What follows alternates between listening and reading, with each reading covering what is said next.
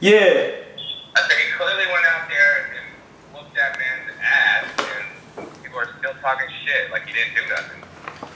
That's what I said, blood. I don't know why. I don't even know what they're talking about. I thought Canelo dominated the man. Yeah, exactly. Coto's obviously not easily dominatable. That's not even a fucking word. And he clearly hates him. He beat his ass, bro, and I was there to see the whole thing of it. I was there too. I was drunk, but How many rounds did you give Cotto? How many rounds did you give Cotto? How many rounds would I give him? Yeah. Maybe 3 or 4, maybe. And he was drunk. Yeah. And he still. And that was early too, and even in those rounds, it was just that he was working a little more than Canelo was. It wasn't even that he was really doing shit.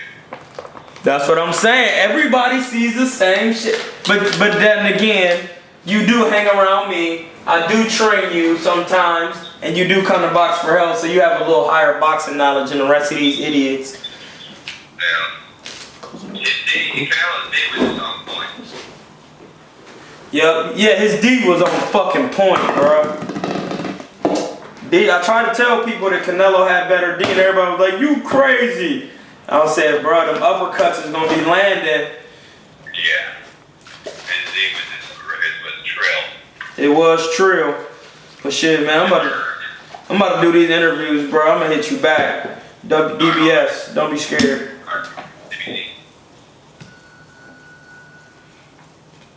So Miguel Cotto lost? Miguel Cotto did more than just lost. What happened? He got his ass kicked. By Canelo? He said he won 8 rounds though. No, he didn't get his ass kicked by Canelo. He got his ass kicked by Saul. We're gonna respect that man and call him by his government. Fuck the nickname. Saul Alvarez whooped that man's ass. And he did it in an easy fashion. He was playing around. You think he could have stopped him? Yep. Why didn't he stop him then? He didn't stop him because he felt that Cotto, like my man Ramon was saying earlier, he felt that, what's up Mike? He felt that Cotto probably was kind of like holding off, so he wanted to be leery of what he was doing, so he didn't like put forth the effort because he thought Cotto had something else. He was trying to lure him in to, punch himself Oh, like out. not giving himself away Not giving himself away too early. Thought he was kind of like sandbagging it a little bit. So Canelo was respecting that. And you could tell he was kind of looking like, man, this is it. So I'm going to just keep doing this because I don't want to. But that was all Canelo. And I don't know if it was the game plan or what. But the game plan was the right game plan. But he did too much moving. Cotto is not a good boxer. He's not a good boxer. Just because you get on your toes don't mean you boxing. What do you mean he's not a good boxer? What do you mean by that? See, people, I'm not saying like boxing in general, because that's what the sport is called. I'm saying like far as the style of boxing, when they say he's a boxer. Like a slick boxer? Yeah, like, slick boxer. Cotto is not slick. He just can get on his toes and bounce around. That don't mean shit. You gotta watch the fight again. I only seen the fight one time, but it's in my mental Rolodex. Oh, about Cotto. Cotto is not. You said he's not slick enough. He's not the typical slick boxer just because he get on his toes and move around. You know what I'm saying? If you go back and watch the fight, you got to understand that getting on your toes and be able to punch off your toes is one. So Ali, like we always demonstrate, Ali will be on his toes like this and be wow, yeah, and then moving. Cotto will get on his toes like this and be moving, and then when he get ready to punch, he'll stop like this, and then go back to this, and then try to that would. As soon as he do that, Canelo seen it, so Canelo would just go bang, just walk him down, and then as soon as he would stop moving and come in to punch, Cotto would go boom, boom, boom, boom, and then just chop him up. Emmanuel Stewart had made that same comparison. Not comparison, but he had made that same point when he was fighting Floyd. Cotto would be bouncing like this, and then he would have to like charge up, right foot throw punches, he'd go and then come in, and Floyd would just see that every time. If you go back and watch the fight, Emmanuel Stewart said he was doing that, and Floyd seen that, and he was doing the same thing with Canelo. He'd be moving around, and then when he get ready to get off, he would stop, stand flat-footed, try to come in, get caught with a chopping right, and then boom, an uppercut. Almost like Pacquiao with the jackrabbit style, but Yeah. Pacquiao is awkward and much faster. Yes, he is. And Pacquiao left-handed. He left-handed. And he swiftly moves into target versus Cotto seems slow in general. You know what I'm saying? Yeah, like a lot Pacquiao was slower. more quicker. I mean, Athletic. Yeah, athletic with the, and then small people is like when you hoop playing basketball. And I'm always usually been the shortest person, and I'm quick. But then when I guard somebody quicker, they might not be faster than me, but I'm not used to guarding nobody that small, so they seem quicker because they all over the place. And it's the same thing. Pacquiao is just he jittery, he jumping back, and then he come in. But as you can see, with Juan had a game plan. He said, when he jump in, I'm gonna catch him, lean to the side, and boom, catch him. Who, Marquez? Marquez. And then that's how he knocked him out. And it's the same thing. Cotto was moving around, he'll stop, then he'll try to come in with the jab, and Canelo will counter over his jab with the right and lean to the left and rip the uppercut up through the gloves, because Cotto was like this. Like I said before, he always have his hands like this, and he always get hit with the left uppercuts. I said that. So if you were Freddie Roach and you were Cotto's trainer, is there something he could have did to actually win the fight? Or was it just a matter of he was overmatched by a good boxer puncher, the size disadvantage? Or was there something he could have done with what he does and what he's capable of doing? Was it possibly win, or is it always an uphill battle? It was always going to be an uphill battle because the man is too small. And I said that.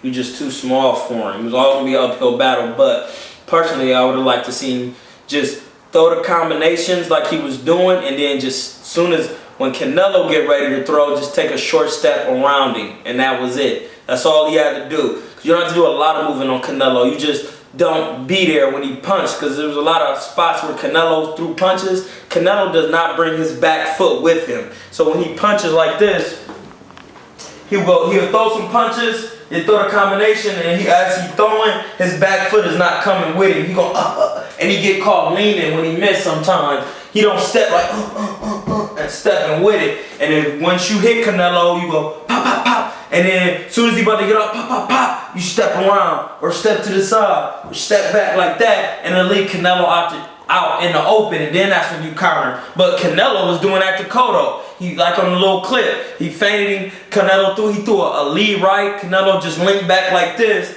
and he kind of like some Floyd shit, but it's just boxing period, ain't Floyd shit, but he just leaned back, and then when No, Cotto, that shit look like Floyd. It did, but that's just some shit that you're supposed to do anyway. And when Canelo left himself open, he hit him with a fucking uppie because he was like this, throwing a thing, he hit him with the right uppie, and then he tried to counter with the hook and he slid up under it. That Cotto could have did the same thing. So in your opinion, Canelo not only beat him with the power punches, he outboxed Cotto. He outboxed him. I told y'all Canelo's D, Saul Alvarez, his D was sharp, bruh.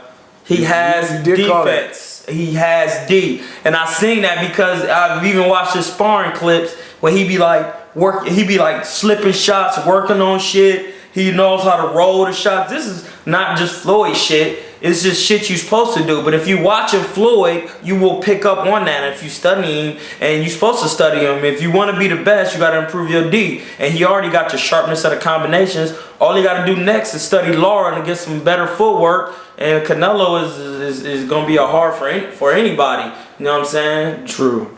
I definitely think Canelo's improved and come a long way. I think the style that bothers him is the people who are very silky in there, and their footwork is just nasty. Yeah. Guys like Demetrius Lara. Demetrius Andrade would beat Canelo. That's why they never called him out. And he's tall too. And he's tall. He's like 6'1". He's southpaw. That's why nobody. It's two people that you're never gonna hear these fighters call out. If you don't believe me, look them up. Demetrius Andrade. Shout out to Boo Boo. I think he's from Rhode Island. And my man Willie the Great Nelson. He's 6'4" and he fight at 154. You're never gonna hear nobody call these dudes out because they are entirely too tall, and nobody wants to take that chance on getting in there with them, and they both got decent pop. I mean, Willie's probably the harder puncher out of the two I just named, and no, he is the harder puncher. But you're never gonna see these guys in there because fighting them somebody that tall is extremely hard. You gotta have you gotta be willing to take some shots, and you gotta have heart. You gotta have kind of what Sugar Ray Leonard had against Tommy Hearns, able to come outside your boxing ability and walk the man down, slip, and come at him and rip him and make the shit tough. So, aside from guys like Demetrius Andrade and Willie Nelson, you would pick to beat Canelo? Yes, I would. Aside from those two, anyone else at 54, Vanes Martirosyan? Yeah, I was about to say, I would give him a shot too. He would be, because I seen him in person, he's pretty big. You know what I'm saying? He has a large amateur pedigree and a lot of Did you spar with him? I didn't get to spar with him. He said if he ended up fighting Laura again, that he would get me in there and take care of me. They would give, besides Floyd, he will beat Canelo again.